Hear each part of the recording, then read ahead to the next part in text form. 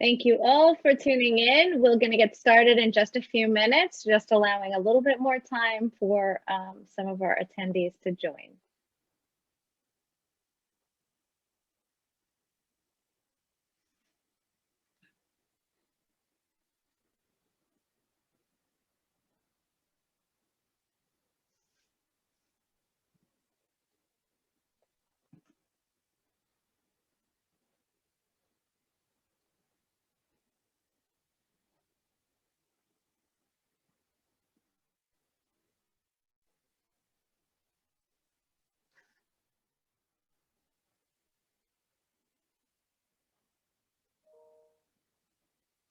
Okay, so I'm going to go ahead and get started. Hello, members and friends of the Retail Design Institute. I'm Cynthia Hirsch, International President. Welcome to the first part of our career building series, May I Send You My Resume? 2020 brought chaos into the world and retail industry was hit especially hard. So many in our industry have faced layoffs. Some have been at their companies for 5 years or more. There have been so many changes in resume writing, making it even more difficult and added pressure for those who are now having to write resumes geared towards the retail and design industry, as it's very specific and how things have to be done. So here to help dive into the resume do's and don'ts are Winston Wright of Whispering Loudly, Genevieve Davis, Senior Director of Existing Store Construction with 7-Eleven, Josh Dunning, Director of Store Planning and Design with Brooks Brothers. We're going to start with Winston and then switch over to a panel discussion with Genevieve, Josh, and Winston. You'll be able to ask questions to all of our panelists throughout by using the Q&A button at the bottom of your screen. Without further ado, let me introduce to you Winston Wright. Thank you, Cynthia. I'm going to share my screen. And can everybody see my screen? Yes. Great. Greetings from a chilly, gray New York. My name is Winston Wright, and I have a brand consultancy called Whispering Loudly. This is the gratuitous plug.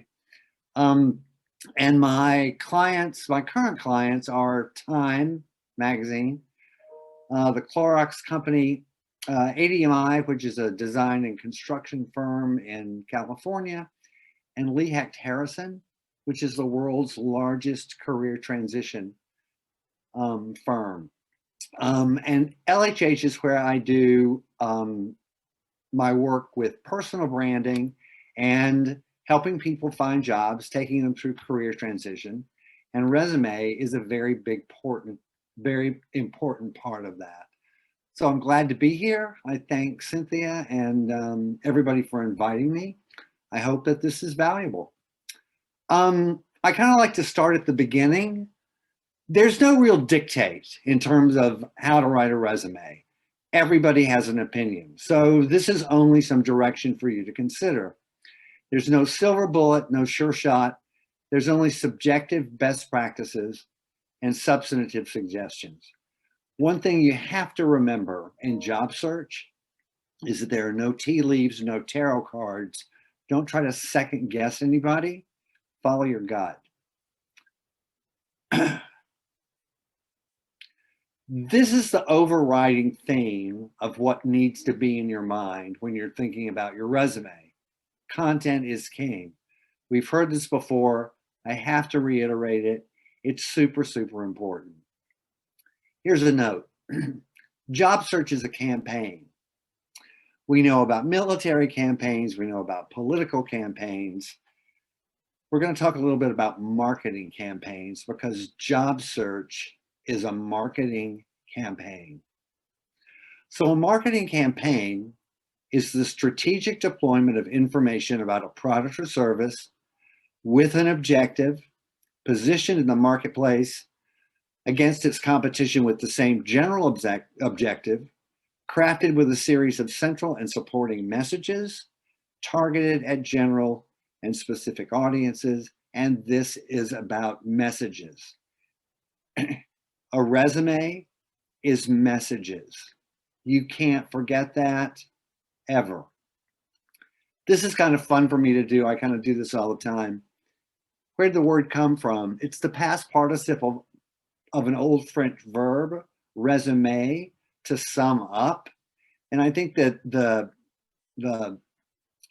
modern translation, summary, summarized, to summarize, are really the best way to kind of frame it up. We don't know exactly where they came from, but there's indication that they were first used in the Middle Ages by craftsmen who were soliciting patronage, looking for work. And there's a famous one that Leonardo da Vinci wrote for Ludovico Sforza, the Duke of Milan, in his attempt to gain his patronage and support. And in his letter, he listed his skills and his experience. And we're going to come back to this. Webster, a brief account of education, qualifications, previous experience, sent with a job application. Wikipedia, a document created by a person, background, skills, accomplishments, used for a variety of reasons, but most often to secure employment. Resume.com calls it a formal document that provides an overview of professional qualifications, relevant work experience, skills, education, and notable accomplishments. I think that's a pretty good definition. My definition of it is it's a written abstract summarizing, identifying, describing, and highlighting one's abilities, along with the contents and events of their professional history in a clear, concise, muscular communication. I use the word muscular because I'm over the word robust. And I think muscular means fit, and fit is what it needs to be. Another note. Communication is really an important thing. And we all have filters. You speak through a filter. I listen through a filter. So right off the bat, we've got some interference. You may be thinking that you're communicating really clear messages, but that's what I might be hearing. So you've got to take the time to really think about what you're writing, what you're saying, so that your communication is abundantly clear, particularly in a resume. So what's the worst resume I've ever seen? It happens to be this one. Well, maybe not this one, but this is in the top 5. There are 1,587 words in this resume. Let's look at why it's so bad. So it starts out with this silly little quote, and the type font is so small, the name of the person whose resume this is in the same type font as everything else, way up there at the top. And little quotes, just no. Leadership attributes. 11 leadership attributes is excessive. If you look at companies who have leadership attributes published, like Google, Amazon, some others, if you look at companies' values, there aren't many more than 5. Number one, I don't think you need leadership attributes necessarily on a resume. Kind of depends on how you're positioning yourself. But 11, no. This is just way too many achievements. If you're going to separate achievements, make it your best 3 or 5. You don't need 12, 11, however many this is. This is my favorite one.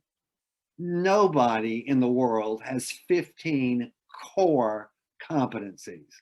We're going to talk about competencies and proficiencies a little bit later, but nobody has 15 core competencies. So this is crazy. In this experience section, it's just too much. We're going to talk about this too. This needs to be 3 to 5 points as a good guideline. And again, you pick your best shots. Don't put professional endorsements in a resume. That's crazy. It's crazy. And again, it's a waste of space. It's a waste of words. This is, I don't know how many of the 1,590 words this is, but it's a waste of space. I'm highlighting these technology proficiencies because I want to mention something. When we see a list, thanks to the printing press and the distribution of news over the past 30 or 40 generations, when we see a list, either a vertical list or a horizontal list, we automatically put it into a descending hierarchy. So when you're talking about your experience, your successes, and your proficiencies, your technological proficiencies in this case, I ask you a question. Do you really want to lead with Microsoft Office?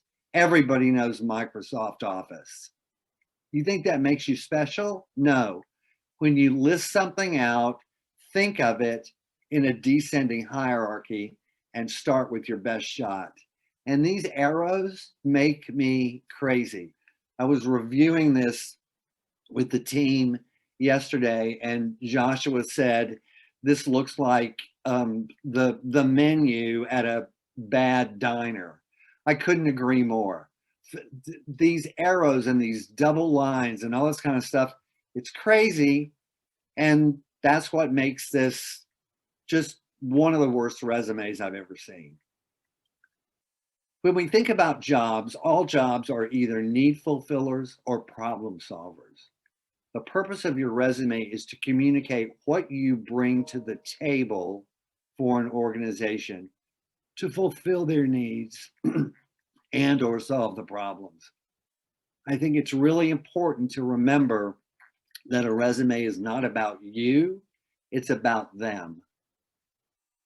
From a marketing campaign perspective, at this stage, you're a product or a service with an objective, positioned in the market with strategically planned and deployed main messages along with supporting messages targeted at general and specific audiences. I can't reiterate this enough. So what are your messages? From a marketing campaign process, you're going to determine the brand or the business need, establish your objective, position your place in the market, establish your main and supporting messages. Then you're going to brief the creative team to develop marketing materials vis-a-vis your channels of distribution. And then you're going to deploy those materials based on the audience. When you're crafting your story, where are you positioned in the market? What do you do? What's the craft that you practice? What are your main and supporting messages? They're your skills, your proficiencies, and your competencies. Everybody here is a designer, and you've received a brief of some sort to execute a project. Before you write your resume, sit down and write a brief to yourself, because nobody knows the material more than you do, but write it to yourself as if you were writing it to somebody else. Your background, the opportunity to think about what you've done, passions, interests. Think about your social footprint. There's a real interesting stat on that out there. Think about what your past job search approaches have been. What would this one be? Think about where you'd really like to be. Give your campaign a name. This is a brief. Name it. What's your campaign objective? What do you want the result to be? Determine what it is you want to do, the kind of place you'd like to do it, and decide what winning this campaign looks like or feels like to you. And your positioning statement. Who are you? What are you professionally? Address characteristics that define your successes, thought processes, talents, skills, technical skills, if they're applicable, relevant, and important, and your ways of working. This orbits around collaboration, which we'll also get to in a minute. When you're thinking about putting together your main messages and your supporting messages, I recommend that one be strategic, one be process oriented, and one be tactical. These three are kind of interchangeable. If there's one strategic and two tactical, whatever, But I think you have to look at this pretty linearly from a business perspective. And those are your competencies. And then underneath them are your proficiencies. We're going to get to this in a second. One of the competencies that I think everybody has to have in 2021 is something that orbits around plays nice with others. Collaboration, influence, leadership, cross-functional relationships. Sorry for the typo, sorry for the spelling error.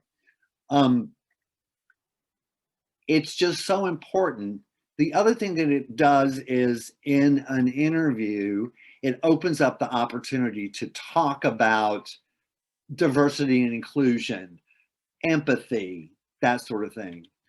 Decide who your audiences are going to be by industry sector. And then what's your deliverable from this brief? A chronological resume, traditional format that can work with an applicant tracking system. Remember that content is king. About these messages, where do they come from? How are they determined? This is your ability, your intellectual DNA. You know how to do 20 things. Those are skills. You're good at 8, 9 of them. You're really, really good from your experience, your innate abilities, your education at 4 or 5 of them. Those are competencies.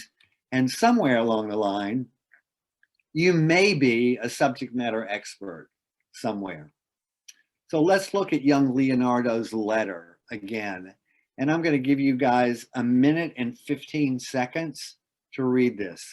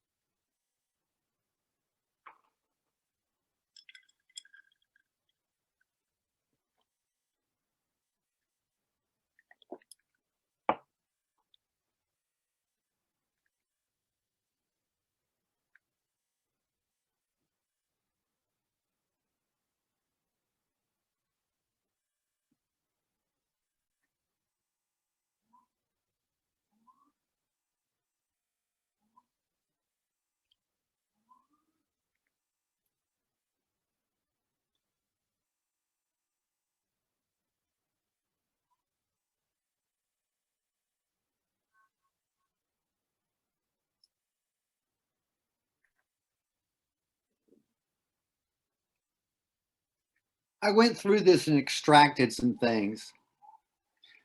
Bridges, safe, indestructible, easy and convenient to lift and set up. Methods of burning. Eliminate water from trenches. Discovered ways of other machines. Methods for destroying castles or fortresses. I make mortars. I make kinds of machines that are efficient for offense and defense.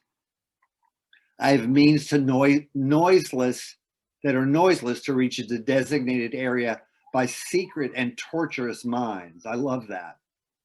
I'll make big guns, mortars, and light ordnance.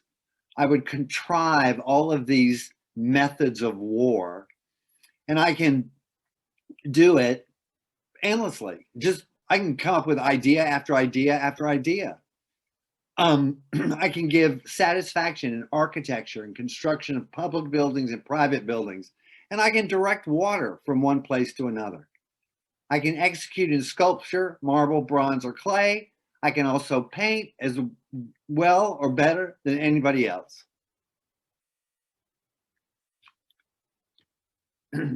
Leonardo's skills: building bridge, making bombs, building canopies, making mortars, making incendiary devices, boats, transportation vehicles, firearms, architecture, construction, sculpture, painter, writes a good letter. He's kind and willing to cooperate. Those are his skills. Those are the 15, 20 skills that he has in his intellectual DNA.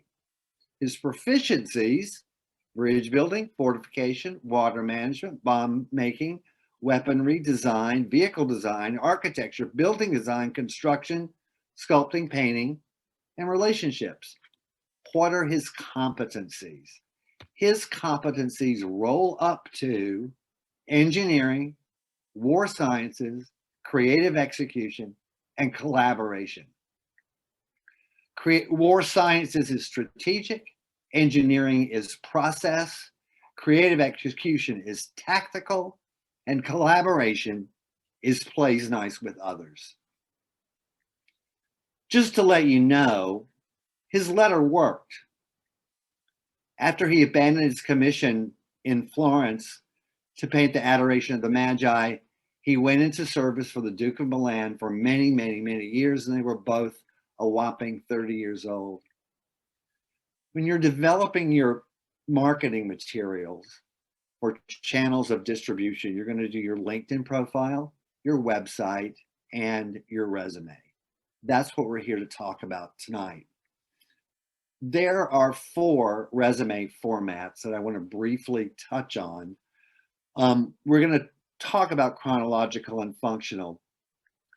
Two resume formats that are, I think, number one, taking on, they're getting a lot of traction. And the fourth one is something new that I just want to touch on. I think everybody in the design field should have a presentation version of their resume. Your chronological one is going to be the one that uploads into an applicant tracking system, but creative people need to express their creativity and need a presentation version of their resume. Here's mine. I use logos. It's all on one page.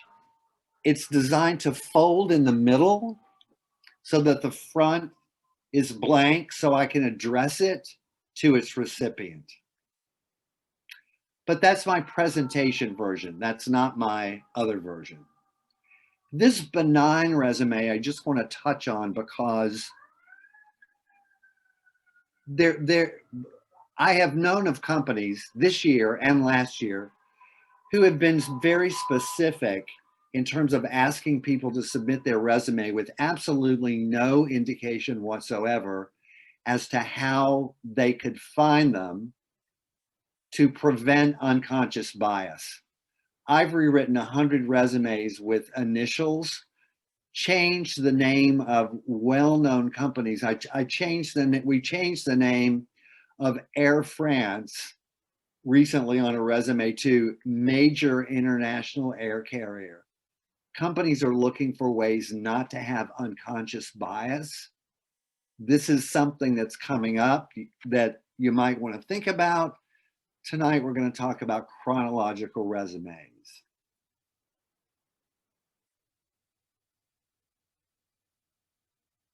That's how long the average human being, screener, recruiter, spends on a resume. So your most valuable real estate is on the front page above the fold. A resume needs to communicate 3 things: what you did, how you did it, and what the outcome was. What you did is pretty easy. How you did it comes in 2 flavors: built a better mousetrap or played nice with others. Outcome, which you've got to have wherever you can in a resume. Built a better mousetrap is going to give you quantifiable outcome, and playing nice with others is going to give you qualifiable outcome. So here's the fold. This is your name and all that good stuff. Just one phone number. Custom LinkedIn profiles are preferred. What you do. This is your summary. The craft you practice, what you call yourself. High-level experience, high-level strengths. These are where those proficiencies and competencies come into place. We'll detail that in a second. Your title. The most important contributions you made to your last company in your last role. Then, chronologically, your next title. the most important contributions you made in that role, rinse and repeat. You probably should only give maybe 15 at the most years of experience. We can talk about that in the panel. And then education, certifications. If you want to talk about interest, charity work you do, volunteer work you do, that's fine. That's the place to do it. So we're going to look at the CV of Leonardo. And I bring in CV because it's used a great deal in Europe, and well, it's used a great deal everywhere except in the US. It's what the Italians call a resume, and the direct Latin interpretation is course or study of one's life. So if you're going to do a CV, there's a little more personal information in it. It's a resume. You can call it what you want to. I'm going to call it a resume. Here's Leo's name and address. Here's his professional summary. Renaissance man, engineer, draftsman, painter, sculptor, architect, inventor, gifted with a curious mind and brilliant intellect. Give yourself credit. Student of laws of science and nature, collaborative problem solver, plays nice with others. Here are those competencies that we talked about with the proficiencies we talked about, so you can see where the proficiencies roll up to the competencies. One strategic, one process, one tactical, and plays nice with others. We're going to talk about his work with the Duke of Milan. Using tempera, mastic, gesso, and pitch. Using is how it was done. Painted a 15-foot by 29-foot mural installed in a convent as the centerpiece for the family's, as for the client's family's mausoleum. How it happened, how big it was, which shows some scope, and what it was used for. Designed a machine for vertical flight called an air screw, utilizing knowledge of aerodynamics, resulting from observations of birds and experimenting with small things that I made. How he did it, what was the outcome? Used clay, completed a model for a monument to the client's father, and it was the second largest equestrian statue during the time that he was working. Give detail. He used clay. What was it for? And here's an outcome about it that may not be quantifiable, but it's qualifiable in some way. Portfolio available on request, and he went to school at the Painters Guild of Florence. When we talk about functional resumes, and these are becoming more and more popular, you're still going to do your summary of some sort, but this is where you begin to talk about your competencies as functional competencies that you bring to the table. This resume format is getting a lot of really good use and really good attention right now as an introductory resume. A lot of people are getting a lot of traction from it when they say, here's my description, and here are the things that I'm good at. And down at the bottom, okay, I did it here, I did it here, and I did it here. More notes.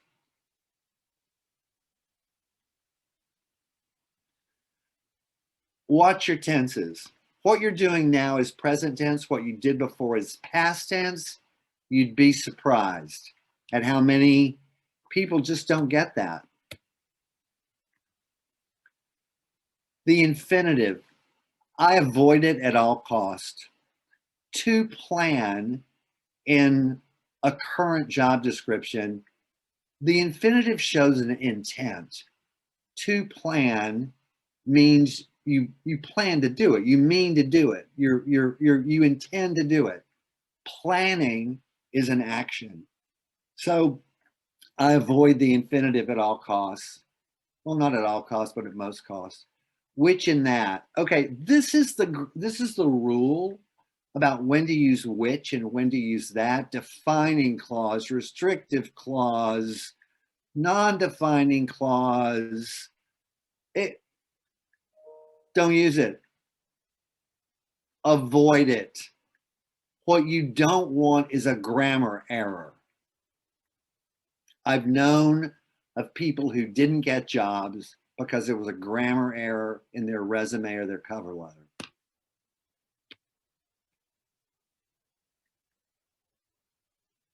I didn't take my own advice here because I spelled influence wrong. Proof it, reproof it, run spell check against it, proof it again, have somebody else proof it. A perfect example of this is your and tour. The Y and the T are right next to each other. Spell check is not going to catch this. Proofreading is. And lastly, thesaurus is your best friend. Find words that are really, really appropriate to the sentiment you're trying to get across. But don't get carried away because they'll see right through it. If you have some crazy ass word that nobody really ever uses, unless you think it's appropriate, don't get carried away, but use that tool as a way to come up with different words. Retail's tough right now, so I want to talk a little bit about transferable skills. This is just a slide that I do for a transferable skills workshop at Lee Hecht Harrison, just to show where there's a lot of overlap in retail and in other places. So if you approach transferable skills as a widget, if you're a merchant, if you can develop product and an assortment to a budget, determine margin, execute the manufacturing and distribution, have a voice in the marketing with the goal of sell-through, then your knowledge base, your proficiency is product development. Your skill set, organization, scheduling, prioritization, financial management, product marketing, data analysis, and reporting. And you can use that in CPG, beauty, apparel and accessories. You could use it in automotive parts. You could use it wherever something is made. Operations. If you can get goods from a warehouse to stores in time to meet an ad, or if you can get it drop shipped to a store to 600 locations around the world, your proficiency is logistics.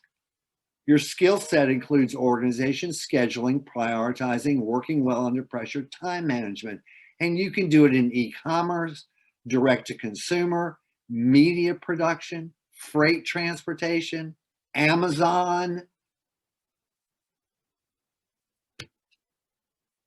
marketing. If you can message and publish messaging about an assortment, drive the creative, place it with advertising with known targets and track the results, your proficiency is marketing. Your skill set includes programmatic and performance, data analysis, creative strategy, social media, traditional and digital advertising, and you can market just about anything. Maybe it's because I'm a marketer at heart, I believe a good marketer can market anything. So think about that. If you've been in a retail marketing role that's gone away, or you want to get out of, think about how you can transfer those skills. And lastly, creative. If you could design space, keep to a budget, negotiate co-op, oversee the installation, and keep the space on brand, your proficiency is creative. And you can do it in design, brand management, process, collaboration, influence, and time management. Those are your skill set. You can do it in real estate. office spaces, commercial planning, hospitality, residential design, healthcare. God knows hospitals need to look better than they look. And you can also extract that into ancillaries, furniture, floor covering, wall covering. Here's an example. And I think that this is a good example and really a good way to look at it. And even if this weren't about transferable skills, if your resume says built and managed Macy's 45 million private label programs for tabletop and seasonal trim, created the initial assortment strategy, that's all fine, well, wonderful, and good. From a functional, from a transferable perspective, but even in your resume, manage the end-to-end process, design, production, distribution, and sell-through for 2,100 plus SKU assortment at $22.5 million book, $45 million selling at a 50% weighted gross, achieving a 97% sell-through at 44% weighted gross. People love numbers. Businesses love numbers. This is outcome. This is what you did and what the outcome was. Key takeaways. There's no surefire format. Make a plan. Content is king. Know thyself thoroughly. Communicate clearly. It is not about you. It's about them. It's about what you bring to their table based on your skill set, your brain, your successes, and yes, your failures, because your failures are, I know what not to do. And I thank you all very much for letting me ramble for a few minutes. And now we're going to go to Q&A. Thank you very much, Winston. What a great presentation. So we're going to start off the Q&A. Again, if you have any questions, you can type them into the Q&A field at the bottom of your screen. So we're going to have some questions for Winston, but we're also going to have questions for Josh and for Genevieve, who are on the retail side of things and doing some hiring. So with that, I want to throw just a general out there that I know is on the minds of all of our attendees today. If there is one thing that's a must-have when you're looking at a resume, what would that be? And we'll start with Josh. You can answer that first, and then Genevieve, we'll hear your answer after that. Excellent question, actually. And Winston really hit on a lot of the key points, but a must-have for me, thinking back to the example resume that he showed, the don't do this screen, it's got to be concise and it's got to be clear. Like, those are my two main points when I see a resume. Genevieve? So for me, I see a resume as a presentation document. So when I'm looking at somebody's resume, I'm able to get a feel for how they would be at presenting information. If they're working for me, what kind of level of presentation skills do these people have? And I also want to be able to see passion. I want to be able to see that the folks are really excited about what they're doing. They love what they do and have made a difference and left the companies that they've been at, left them in a better place. Great. We do have a question that has come in from Bonnie, and she's asking, what if quantifiable data is not available based previous scope of responsibility? Well, like I say, outcome can be quantifiable or qualifiable. And let's just talk about this quantifiable for a second. You impacted the business in some way. If you feel authentically sure that you increased margin by around 5%, you can say increased margin, an estimated plus 4%. If you're confident in that and if it's authentic. If you're not, don't do it, because authenticity, to Genevieve's point, is really, really, really, really important. So if you don't have quantifiable outcome, come up with some qualifiable outcome like, and my boss was thrilled. That's hyperbole, but the results were well received across the organization. Great. We have a couple more questions coming in. This question is from Justin.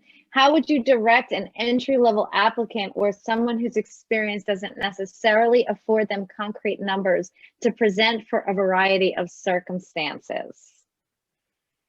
I'll go first. I again, look at your qualifiable outcome.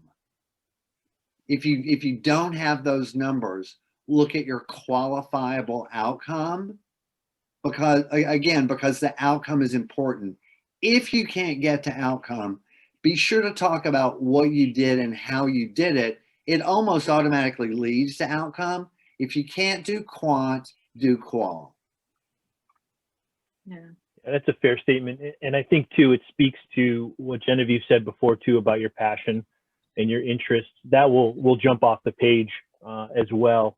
And even if you're just starting out, if this is a post-grad position, something you're looking for right out of school, your activities in school, your competencies in school, the things you've studied, and the relationship you've built in school can be tailored in that resume as well. That will take some of the place for actual work experience. I think it's important to think about what your brand is. Even if you're an entry-level person, you still have a brand that you want to come across as enthusiastic, inquisitive, smart, problem solver, these types of traits. And how can you tailor your resume and use language to give off that impression that you questioned the process, you created a new process or new ways of working, or improved this, or eagerly learned new tasks and new skills. Great. We have another question coming in from Jake saying, how much forgiveness do you have for lack of being concise or clear or well presented, if you can sense the content is there? I imagine it's situational, but out of curiosity, is a spelling mistake a death sentence? LOL. We all know how we feel about the spelling mistakes. It can be. I've seen it happen before. I honestly have seen it happen before. Is it a death sentence? Look, don't go in a neighborhood where your life is at risk. Yeah, it's unavoidable for sure. Yeah. I once knew a close friend of mine for many, many years, worked for Microsoft, and they would go through resumes and just pull the ones out that didn't have a Microsoft-based email address. If you send a resume into Microsoft with a Gmail address, forget it. Those are the kind of things that they're looking for. But where it's a creative base, where you're looking for something, in that realm, it's a different approach. So there is a little bit of leeway, at least, from my perspective. But above all, avoid the avoidable mistakes. I feel, like I said, a resume is a presentation document. And if I was going to give a presentation to my boss or my potential boss, there would not be a spelling mistake in there. And to me, if you haven't gone through and proofread it, if you hadn't thought about how to consolidate it so that your wording is concise, you're getting your message across, and it's easy to digest, to me, that is a deal breaker. Genevieve, I'm gonna hop back onto something you said earlier about brand, and this is one of those communication, brand communications thing. Your email, your resume, your business cards, if you print them, the font you choose for your email, the font that's on your website has to be the same. And to fonts on resumes, I think, and I'll be interested to hear what Josh and Genevieve have to say to this. I think unless it's on presentation resumes, I think if you're in Arial or Calibri or some stupid Microsoft default, that's the resume I'm going to push to the side. It's a presentation document. The one that loads up into the ATS, fine. Arial, what the hell ever, it doesn't matter. Presentation document, it better not be in a stupid font. Yeah, avoid Comic Sans at all costs. I was just going to say Comic Sans. That is the biggest joke. Don't use Comic Sans in anything you do professionally. Ever. Yeah, but no, and Genevieve. Arial is fine. Yeah, and Genevieve hits on a good point too. You know, this is your calling card, or your first foot, if you will, you know, into the company or in front of your potential boss, and you are selling yourself. So, you know, your resume should be clear, clean, concise, and really sell, you know, what it is you're offering. So that begs the question, and it kind of came up a little bit last night, and actually made for a pretty good conversation, is to whether or not you actually have or tailor your resume for a particular position that you're going after. And my opinion is that can be a strong suit. You know, if you're going after a design position that's heavy into AutoCAD or some other program that's very specific to that role, whether it's in an architecture firm or retailer or what have you, your resume should speak to that. Conversely, if you're looking at some sort of a project management position, you know, your resume should be weighted a little bit more towards the management aspect of things.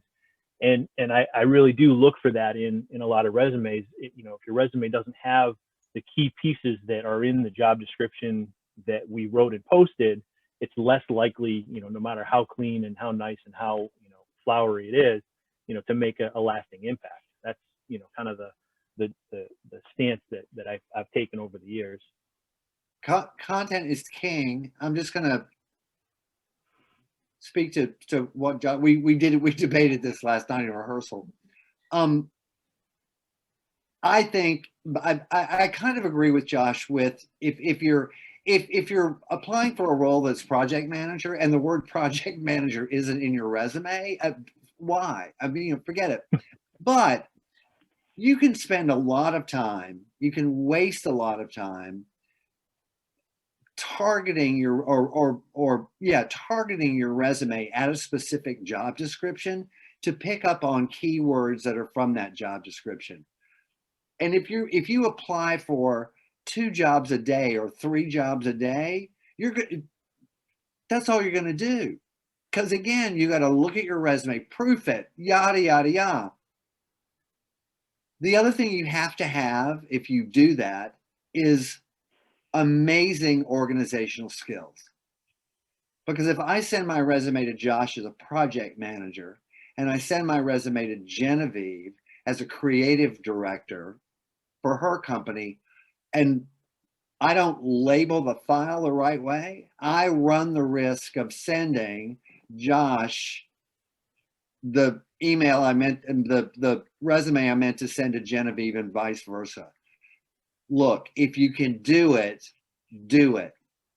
My opinion is have a very, very muscular resume and address specifics of the job description in a cover letter or introductory email. We debated last night, do you read cover letters? No, Again, guys, there's no surefire remedy for this. You have to do what works best for you. And that's that. Genevieve? I think that this kind of touched on an interesting and relevant topic that we were discussing last night, and that's, you know, how to, in lieu of a cover letter, how do you use that concept of a cover letter to reach out to somebody on LinkedIn or to reach out to somebody through your network? And I personally love when I get a message on LinkedIn from someone and they say, I applied to a job for your company. I think maybe you're a hiring manager. Do you mind if I send you my resume? And even if I'm not the hiring manager for that job, it could be a marketing job. I still appreciate the effort and I forward the resume to who I know the hiring manager is. And I think that, you know, taking that extra step is really important to getting your resume in front of the right people. Absolutely. I couldn't agree more. Use your network. That is one of the main things and takeaways that I hope that all of our attendees watching will take away from this. Use your network, reach out, talk to people that you know. If you don't know anybody that works for the particular company, see who in your network does, that maybe they can, you know, help out or put in a good word. I know that I've gotten many requests for that over the last few months, and I have reached out and helped out wherever I possibly could when it came to that. We have a comment coming in from John saying, I would agree that spelling is very important. Attention to detail, I would not rule out. Is not a resume developed to sell yourself to a potential employer? And that is exactly what a resume is. You are 100% selling yourself. So we have another question that came in. What are some tips to avoid ageism judgments? And you know, that one is you know, and I know Winston touched on this a little bit in his presentation and talked about companies actually asking for benign resumes that don't give a clue to how old you are or how long you've been in the industry. That is an issue. We know that the older you get, if you're 50, 55, 60, and you've just gotten laid off and you're not ready to retire, or you can't retire at this point in your life, you still need to be looking for jobs. And are they going to hire you, or are they going to hire the 30-year-old or the 35-year-old in the industry? So what are your tips for that? Genevieve, I'll start with you on that one. Yeah, I'd really like to weigh in on that, because I actually just in the past, in Q3 into Q4, we hired over 30 people for our team. And the majority of those people were folks through LinkedIn who reached out and said that they applied. And a good portion of those people are in that older demographic. When I'm hiring, I look at the overall complexion of my team, and I think about how are people going to work well together. And I don't want a team of all 30-year-olds. We need people who have the 30, 35 years of experience, who can then be mentoring and helping to raise the younger people on the team. So I don't see that as being a detriment at all, you know, having that level of experience. Great, Josh. Yeah, I would definitely. Yeah, no, I would agree with that 100%. You know, I've actually tried to fill positions before, and I've reached out to people that I know that have retired from the position to see if it was something they'd be interested in, because they bring a different perspective maybe than someone who's fresh out of school. That fresh idea is great, but the experience sometimes, you know, is as good as, if not better. So yeah, that's from a personal perspective, age isn't an issue for me, and yeah, you run a very slippery slope if that's a criteria for you. Highlight that, you know, obviously, you know, we're not ageist in our hiring, but I think, you know, it can never help, no matter where you are age-wise, to highlight that you embrace change and you adapt to new processes, and you're about constantly improving and growth. Because I think that when people think ageism, that's kind of the stereotype that goes with that. I think the other thing that's important to remember, and Joshua touched on a little bit. Look, ageism exists in some places, not these two companies, but it exists. But to Josh's point, you've got to communicate not only adaptability, flexibility, learns easy. You have to message enthusiastic, energetic experience. Look, you don't have to teach me how to lead people, to Genevieve's point. You don't have to teach me how to lead people, how to mentor, how to develop people. All you got to do is tell me what I'm supposed to do functionally. I got the rest of this stuff. So why wouldn't you? So now, here's a question for me, and this hasn't come up in the questions yet, although we do have lots of questions coming in. Oh, actually, this question did just come in. Jeffrey just read my mind.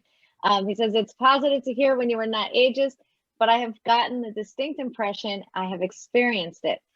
Also, how about the sense or appearance of being overqualified? How is this best addressed? I'm applying for director positions, but impression may be I am a VP. And where I was going with that was, there are so many people. I personally have plenty of friends who were in VP roles at their companies, and they got let go or laid off due to everything going on within their company because of the pandemic. And now they are either overqualified or they come with a higher salary. And that, I think, is a big issue. So what are your thoughts on that?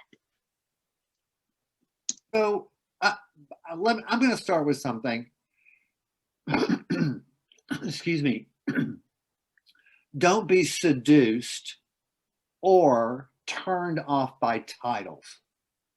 One man's director is another man's group vice president. So don't get seduced by titles. Look at the role. And the other thing that I think people don't do a lot, well, they see the title, they read the summary, and they apply for the job. Read the job description word for word. Every single word. Then determine, make yourself a checklist. You know what? I hit 92% of this thing. I'm going to apply for it. Yes, you may come across a salary thing. Hopefully you'll get that out of the way in the first or second round when it's like, what are your expectations? Well, what do you have budgeted for the role?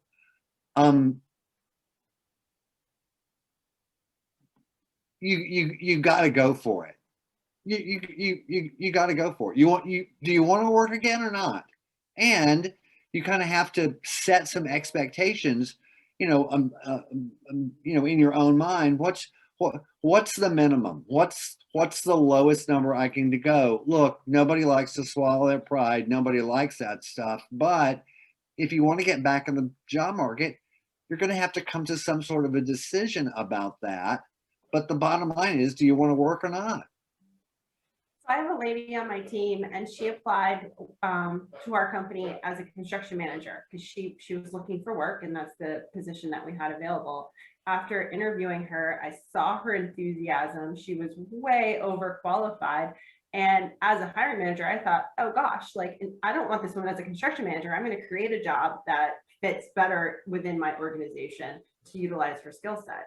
And I was fortunate that I had that opportunity to do that for her.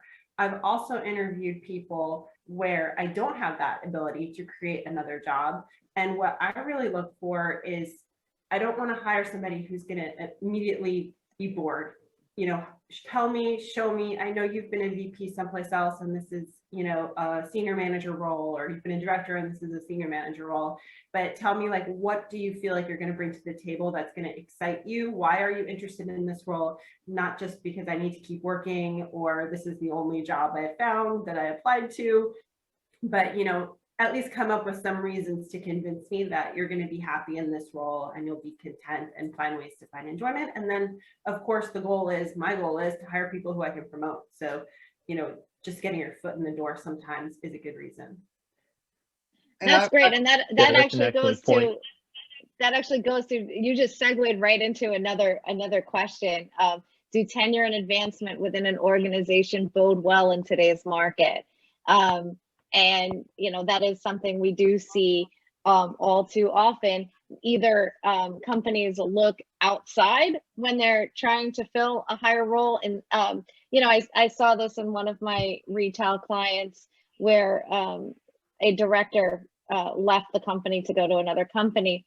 And when they were looking to fill the role, they did not look to the people on his team that were directly below him and working with him. They went out and they put the job out to get in completely new applicants. And that to me was kind of surprising, because you have somebody that knows your brand, knows your standards, knows how you work, knows the companies you work with. Why aren't you promoting from within? And, and not to take away from any of these other people that were applying from the job. I'm sure they were all great applicants, but I did find that to be kind of shocking that there wasn't, a look to promote from within. I think there's a problem at a lot of companies where there's no succession planning. And that's something that I was going to say our that too. company, we focus a lot on, on succession planning. But if you don't have that and you don't have people that you're developing and working with and building them up and making sure that they're getting that experience to get to the next level, then people get stagnant. I want to piggyback on something that Genevieve said. She may disagree with me, but that's what this is about, is debate. As an overqualified candidate, something that I might say in terms of why you want to work here would be look at the value prop. I'm fine with this job. I want this job. It'll be challenging. It's a new company. It's a new brand, whatever. I may be overqualified. That's in your benefit. Yeah. Agreed. I have another comment coming in. Is a store designer who's been involved in construction management a suitable candidate for a construction management role? So they haven't necessarily been a construction manager, but they've dealt with it and they've worked with it in their career. Well, I'll take that since I run construction, and I would say absolutely. I was a store designer with construction management experience and moved on to take a fully construction management role. I think that, the skills are transferable. And also, I've hired people with no construction experience. At 7-Eleven, I've hired people as a construction manager who came out of operations who were field consultants, but they know our business and I can teach you construction. You already know our business. So if you're already a store designer, you know how to design stores, about stores, being out in the field. I can teach anybody to be a construction manager. It's that attitude, that enthusiasm, the passion that you need to have. And if you're I definitely go ahead, Joshua. No, go ahead. I was going to say I definitely agree with that sentiment too. You can teach anybody just about anything if you're willing to work hard, if you're willing to learn, you're willing to step outside your comfort zone and try something new. You can't teach that. You can't teach somebody to be a good team player. So if that comes through in your personality, that's going to take you farther than having the skill set already ready to walk in the door and be ready to roll. And if you're a store designer and you haven't given consideration to the construction process, you're not a designer. You're not a true designer. You're a decorator. If you're a designer, you haven't given thought to the construction process, you don't deserve to be a construction manager. Very, very true. We have another question coming in from Joe. Winston mentioned that your LinkedIn info should be connected to your resume. How important is that from the hiring manager's side, or does the hiring manager automatically go to LinkedIn? I don't it's recall, automatic. I don't recall saying that, but I just have a brief thing on it. LinkedIn is great. I think you've got the opportunity to be more narrative on LinkedIn than you do in a resume. And I think that it gives you the opportunity to show two communication styles. One that's pretty rigid in some senses, but LinkedIn, you can be more narrative in LinkedIn. And I think that gives you an opportunity. And can I just say, as we're talking about LinkedIn, LinkedIn is not Facebook. Do not put political, divisive, offensive, anything like that on LinkedIn, because that is a surefire. Yeah, however, you're not going to get an interview. So right. That is true. That is true. But we, more often than not, we'll check other forms of social media too. So just keep that in the back of your mind. Statistically, you stand a 2 in 3 chance of your social footprint being investigated when you apply for a role. Those odds are too high for me. And yeah, if you're going to post something on LinkedIn, either write something or post a great article, share your opinion on it, and say to your network, say to everybody out there, he or she said this in the 3rd paragraph. I'm confused by that. What do you think? It's going to start a conversation. It keeps you visible and it keeps you connected to your network. And somebody out there might go, she's a thinker. Mhm. Yeah. Yeah. I mean, when you go to somebody's LinkedIn profile, you can see all of their activity. So even if you're on LinkedIn and you're liking somebody else's political post, that's showing up. Keep that in mind too. So, you know, in my professional career, I choose to keep all things political or controversial out of not only my LinkedIn, but all of my social media. And I feel that that is very important, just, you know, for myself, for my career, and for my sanity. I can't make that claim. I'm sorry. We have a question coming in from Bonnie. Is a presentation format truly needed? As a project manager, it's not so important as it is to tell your work experience and contain it in only 2 pages. I do think that presentation formats, if you are a designer, an interior designer, store designer, you need to have a presentation format. Josh, Genevieve, you know, if somebody's applying to you just as a project manager, is it so important to have the presentation resume? Not so much for me. I think you lose a little bit of real estate, so to speak, of ways you can speak about yourself and you know, kind of add some color to that. If I see your work, I'll ask for your portfolio. Kind of what I was thinking. For me, I don't necessarily look for a presentation format, but I just need to see that somebody put some thought into it. You know, I don't want to see a running Word document of like brain dump of what you did. You know, do something special with your header. Just do something to show that you put some sort of thought into how this would be perceived. Change the font. Or change, yeah, just change the font. Just go. That's so risky. There's so many weird fonts. Just go from Arial to Garamond. It's that simple. It's that simple.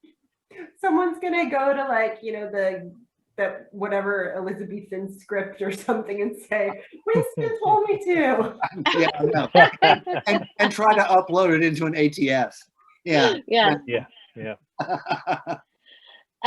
So we have another comment. To what extent should we be open to stretching ourselves if our skill set doesn't totally intersect with a job description?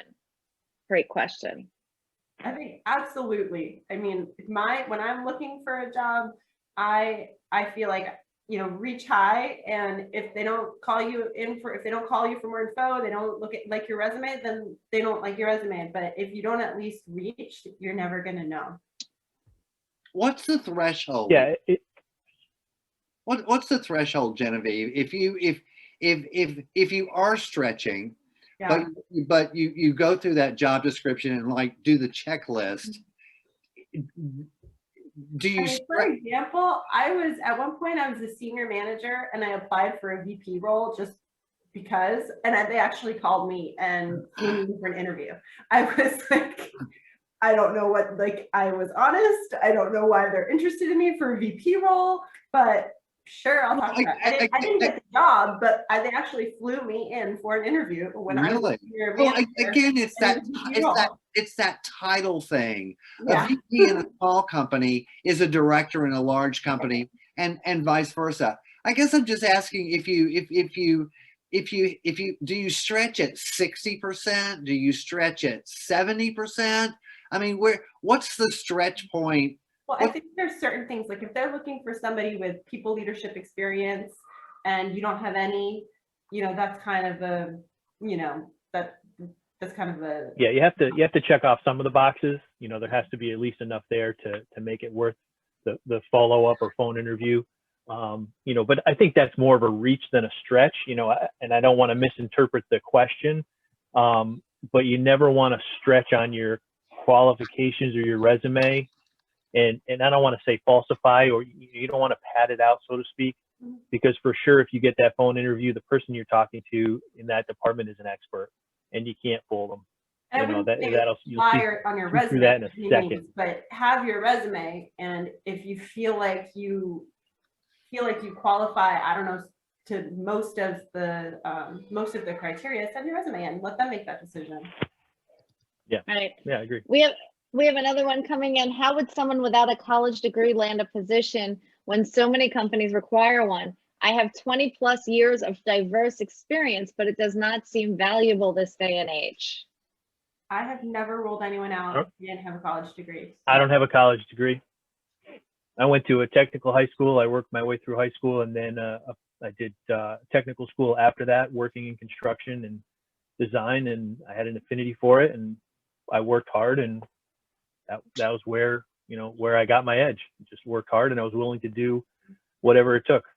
If you have 20 years of experience, what you learned in college is meaningless today, Agreed. unless it's algebra or English.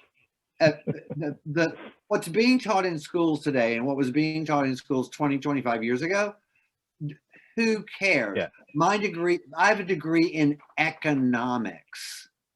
Economics, what? I actually had that conversation with a hiring manager. He called me actually, and he said, "Hey, your resume looks great.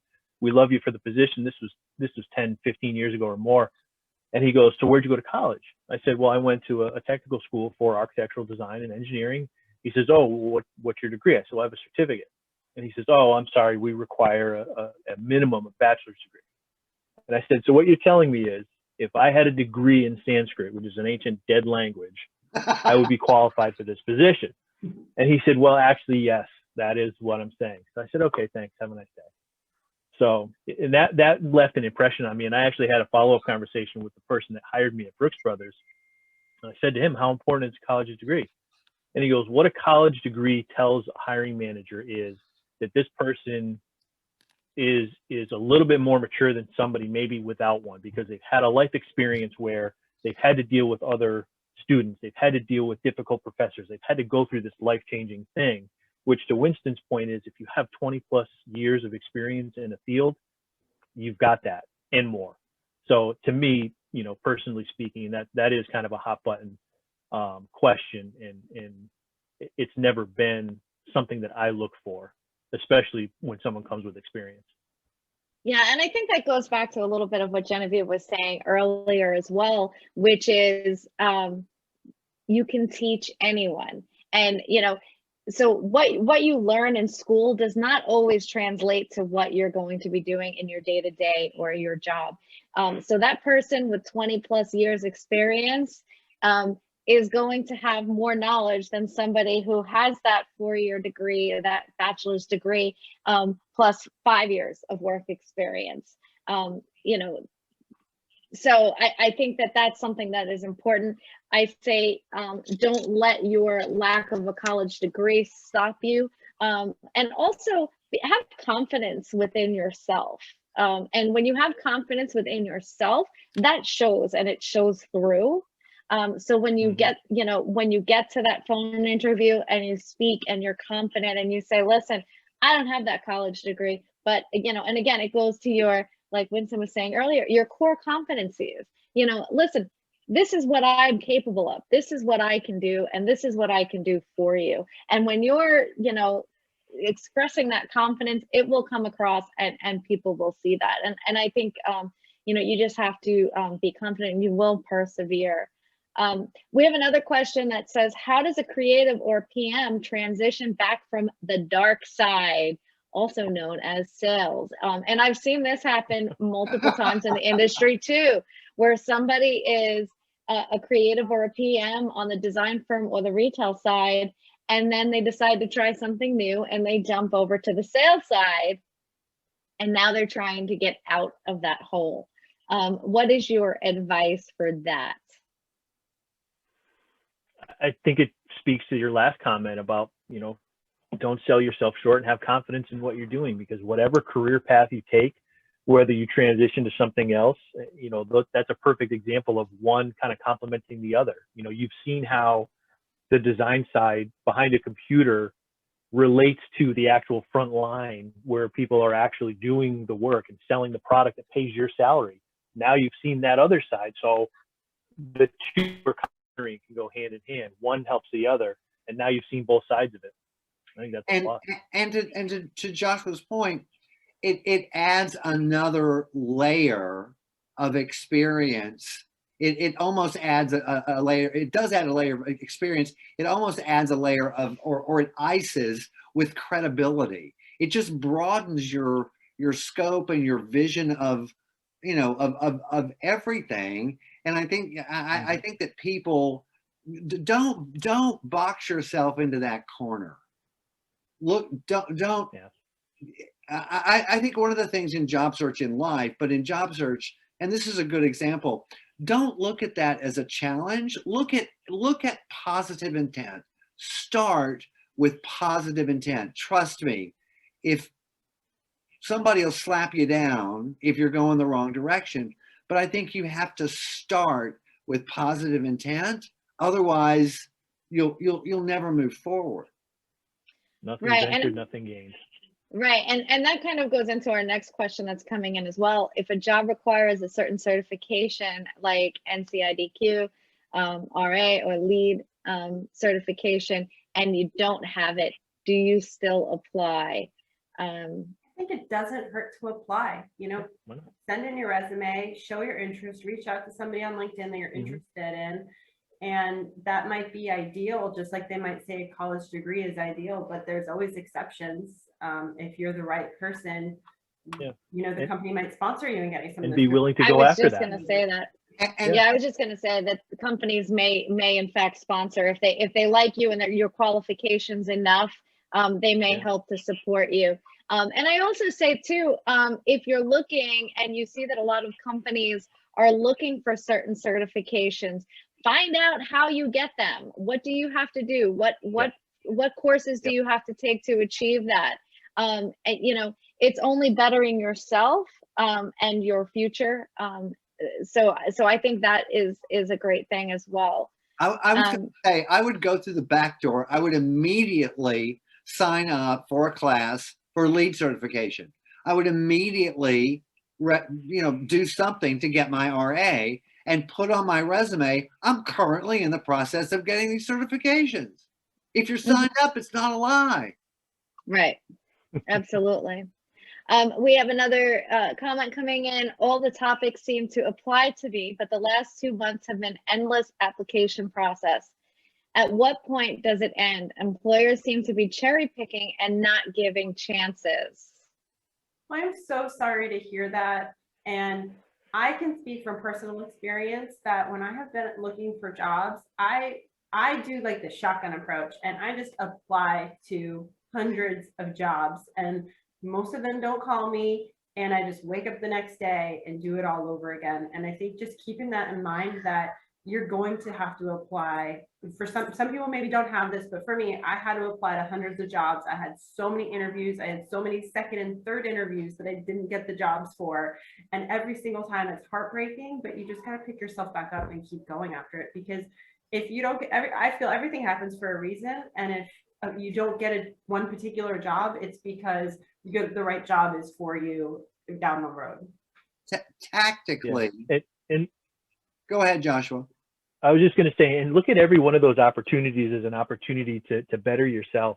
When you have that phone interview, look at it as an opportunity, to practice that. I've been on interviews where I read the job description wrong actually, and it was a temporary position. I said, oh my goodness, I can't take a temporary position right now. But I said, I'll go do it. I'll meet the hiring manager. I'll meet the department. I'll go through the process. This is a learning experience and it's going to better me for the next conversation that I have. So every time you do that, it's going to make you a little bit better, a little bit stronger, and a little more resilient. So don't let it knock you down. Keep that same fire and keep at it. I think you have to you have to cast the net wide at first, and yes, you need to do some application.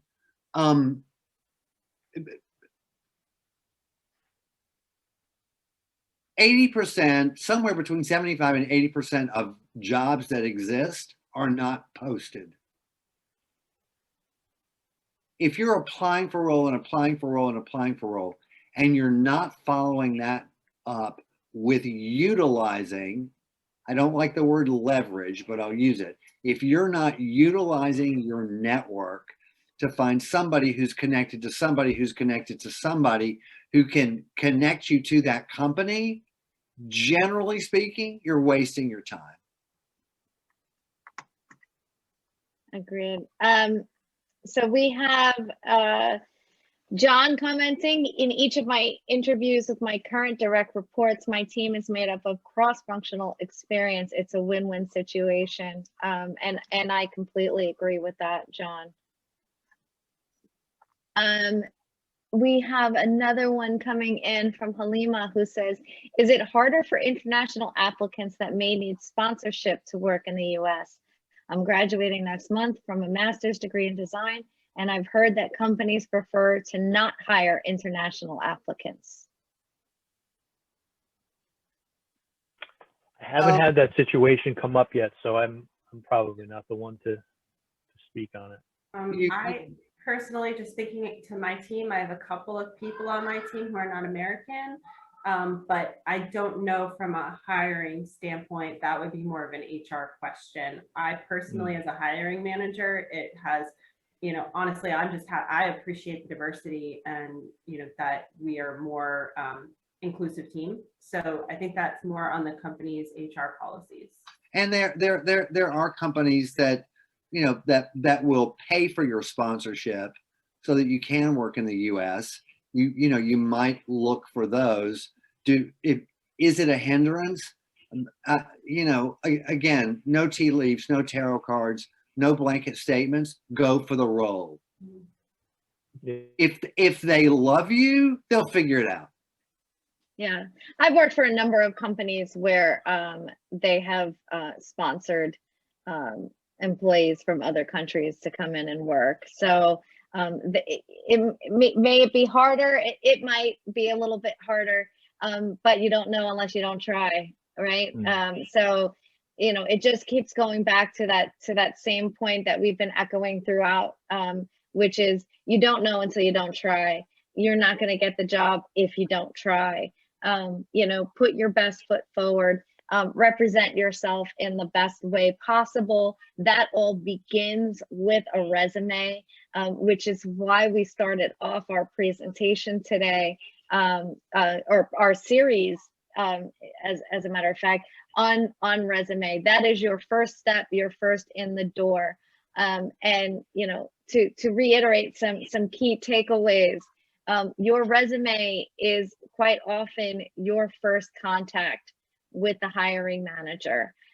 So, you know, all of these tips and best practices that were shared with you today are definitely ones that I hope you will take home with you. Although you're all probably sitting at home right now watching this.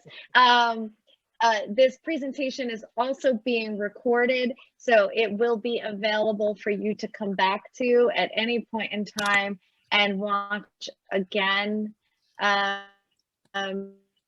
do have one last question that just came in that I wanted to address before I close it out for the night. It seems very challenging to pivot between project typologies from retail design to hospitality or healthcare, for example. What's the best way to navigate this? A widget is a widget is a widget. If you can PM in retail, you can PM in hospitality or healthcare, or a widget is a widget is a widget, and that's how you have to approach it. Again, in your resume, don't use retail terms. Don't say fixtures. Say, come up with another word for, you know, what would be a fixture. PM That's is universal, right? Right. PM is universal. I was thinking the same thing, because if you've been in a retail store lately, a new retail store or a new upscale hotel lobby or anything like that, there's a lot of crossover. There's a lot of similarities. And when you boil it down to Winston's point, construction's construction. You know, you've got a schedule, you've got materials, you've got subcontractors and laborers, you've got a start point, an end point, and a budget. Those are the things that boil down. So there's a tremendous amount of crossover. So yeah, don't don't pigeonhole yourself or get so tunnel visioned on, I need to work in this industry. You know, keep an open mind, stay humble, you know, look for opportunities that maybe are a little bit outside your comfort zone, and go for it. I have somebody that's asking, I'm sure I'm not the only one, but I would love to have the team review my resume. Is that possible? I would say if the team is open to taking a look at a resume, you can email it to me and I will pass it along. And then we can put together some comments and send that back to you.